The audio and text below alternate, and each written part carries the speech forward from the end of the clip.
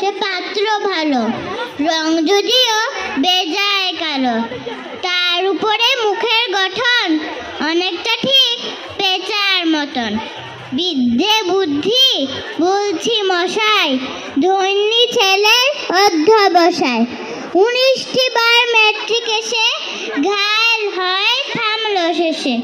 বিষয় আশয় গরিব বেজায়, কষ্টে সৃষ্টে দিন চলে যায়। মানুষ তো নয় ভাইগুলো তার, একটা পাগল একটা গোয়ার, আর একটি সে তৈরি ছেলে, জাল করে নোট গেছেন জেলে। কনিষ্ঠটি তবলা বাজায়, যাত্রা দলে 5 টাকা পায়।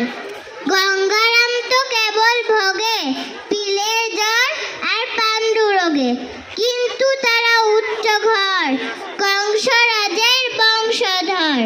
শ্যামলাহিরি বনগ্রামে কি যেন হয় গঙ্গারামের, যা হোক এবার পাত্র পেলে, এমন কি আর মন্দ ছেলে।